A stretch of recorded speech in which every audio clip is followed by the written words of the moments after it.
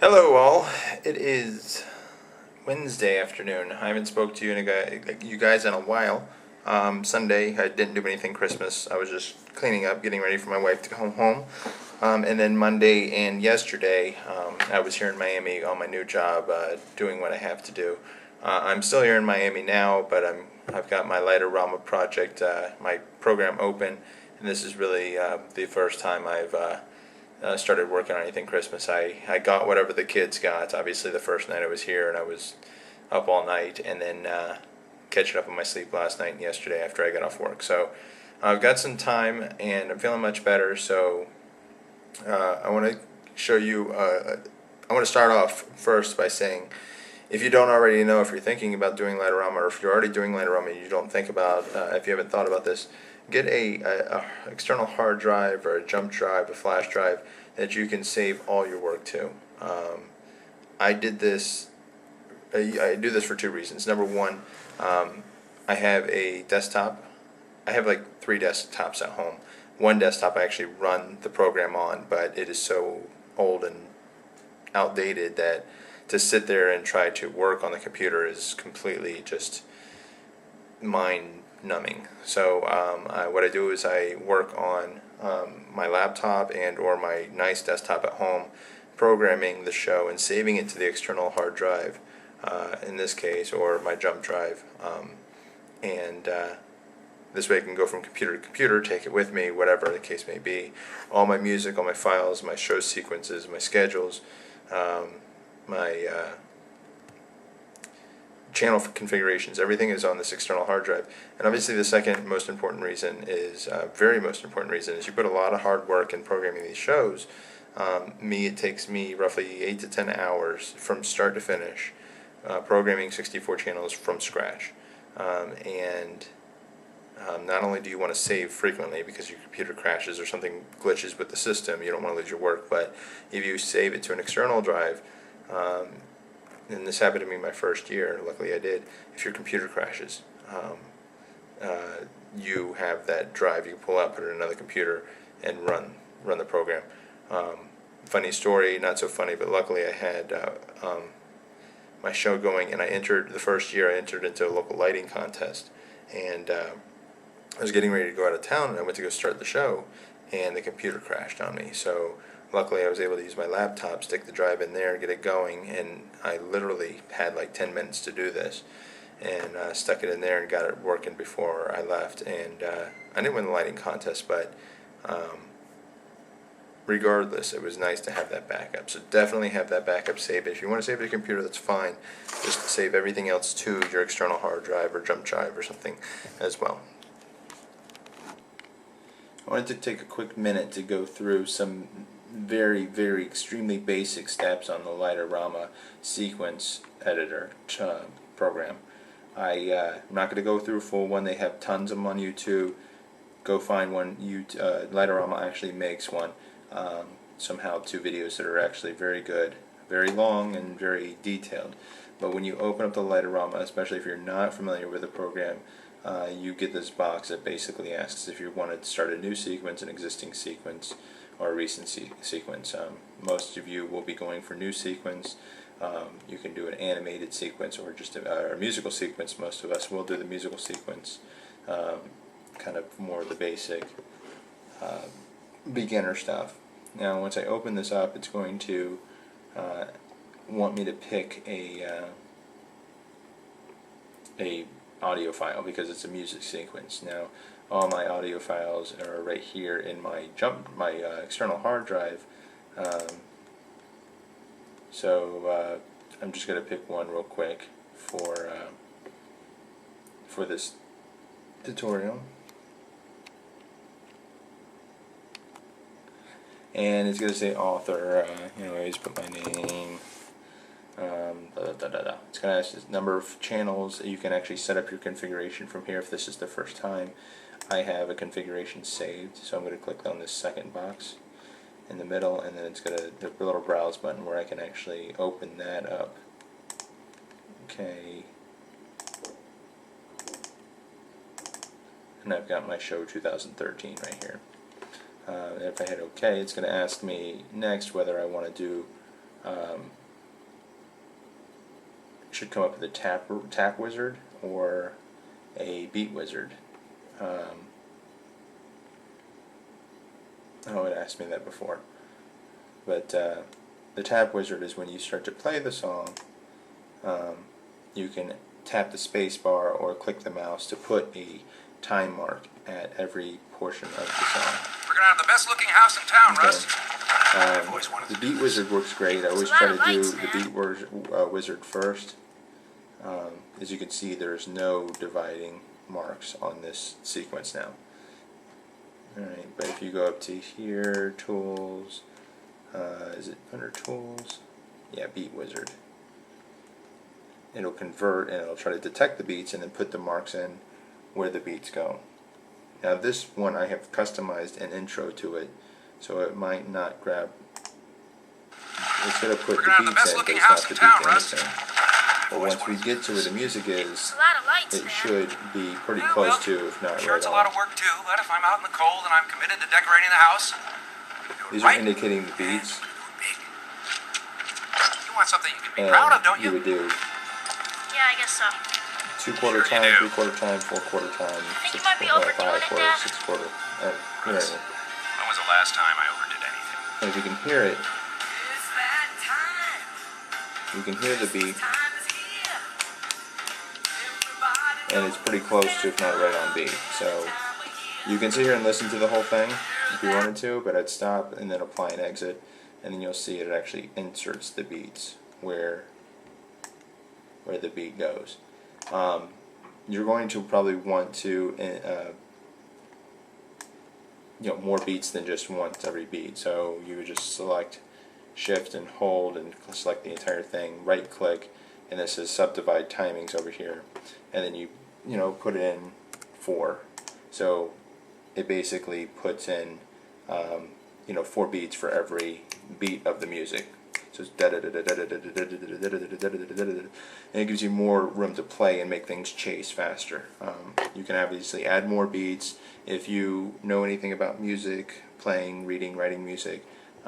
This will make more sense to you, or you can put in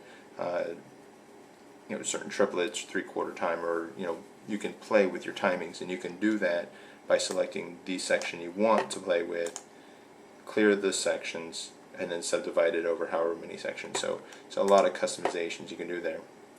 I also like to go up to View, Waveform, Full Height, and it's going to configure the waveform. This way when I'm playing, let me do play range, visible screen, you can kind of see where it's not a good place to play it. But you can kind of have a good feel for when you're trying to program where that beat is, because you might be able to see it in the waveform. And then it's simple. You have a few basics on.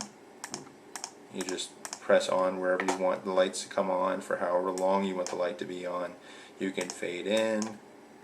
I always like to click this little triangle right here so I can see the fade coming in. You can fade out. You've got a, what do they call this, a twinkle or shimmer? I always get it mixed up. A twinkle effect, which is going to basically mean that we'll play this section. You see these sections right up. See how it twinkles? All different channels twinkle differently. That's a twinkle, and then you have the shimmer, which means that all the channels will blink basically at the same time. That's the difference there. And then you have the ability to have custom twinkle or fade in or fade outs, and background effects. So if you have a beat that you programmed to go down, and you've basically copied and pasted that, paste multi 10 times, you can see it repeated the pattern, and you can do a background effect. You have foreground and background effects, and you can do background effect and highlight this as a downfall, a fade out, and you can see how that will take that effect. That's background effects. I'll undo that. If we wanted to do foreground effects and fade out, you can see that it basically takes that that pattern and eventually just fades it out to nothing. So play with that. You also have how the intensity level you want the lights to come on when you go. I guess it's set at 0. Oh, it's a 4. I still have. You have to keep in mind that if you're playing with foreground or background effects, you need to make sure to check them off. So you have intensity levels, and it should be set at 50. It's the standard, but you can go up here to tools and set your intensity to 20%, 30%, 70%, whatever you want. So it's a cool way to affect. Now, as you can see, when you're looking at an entire song, all right, how little those dots are, and you're looking at 3 minutes, and you're looking at, in this case, 64 channels, how long and how detailed you can be and how long it would take you to be that detailed. So especially leave time. Make sure to leave time to do this programming if you want the programming to look good. Then you're going to want to take your time in doing this right, and then you'll be able to set your animation. You'll be able to draw your animation here. Oops, hit the wrong button. As you can see, I've uploaded a photo, and you can see I was able to draw the pictures with the lights onto the photo, and this way you can play the show and see what it's going to look like when you play it. So a lot of cool stuff you can do, and that's just the tip of the iceberg what you can do, but that's basically it. Now what I'm working on tonight is revamping my show from last year into this year's show. And to do that, I basically have to reprogram 31 channels. Now, if you can save any of your old channel configuration, any work that you've done, please do that. Be very careful though. I've revamped I've revamped the channel configuration, so it has changed a few things. So you might have to open up your old show and your new show side by side, copy and paste basically the channels you're keeping to your new set, and then basically deleting everything you want to get rid of. But you can't just expect, especially if you change the lineup here in any order here, you can't just expect to import a new channel configuration on your old show program and then expect it to be fine, as I found out last night, and as you'll probably find out if you do that yourself. But use as much as you can, and I'm also going to say definitely use your copy and paste. If you're sitting here clicking every single one, you're going to find yourself to be there forever. And, do one little section. You can typically copy and paste that for 8 measures, 16 measures, depending on your music, and that'll make your show a lot quicker. And you might think that you don't want it to do the same thing for 16 measures straight, but the cool thing is you will drive yourself, not the cool thing is, but the thing is you'll drive yourself crazy trying to program all your channels to be completely exactly what you want it to, if you want it to be that way. But if you copy and paste big sections over and over again, you'll at least have it done. You'll feel like you completed something, and then you won't get burned out over one song. You can come back and then you can change 4 measures or 8 measures of that section to be something more custom. Or even if you wanted to wait until next year to customize it or change it, at least you have a good, steady, stable. You have a song completed, which means it'll be part of your show this year, and you won't have an unbalanced song, meaning you won't be very detailed at first, and then you get so frustrated that at the end it's so boring. And the fact that you'll be able to go back and customize it later will be, a good thing. Kind of an indication how long this stuff takes. It's just after 6 o'clock. I've probably been working on this for an hour and a half, maybe, somewhere around there. And I'm working on one of my easiest shows. I just finished programming 31 channels, and that one song is done. I have about 8 songs, so factor in roughly 2 hours per song to change 31 channels. At 8 songs, that's going to take me about 16 hours. One song's done, so I feel confident I'll be able to do it. I just got to be in the mood. I'm burned out right now. I'm hungry. I'm going to go out to dinner, and then I'm going to call it a night. I got to be up early again to go back to work. So let you know if I do anything else.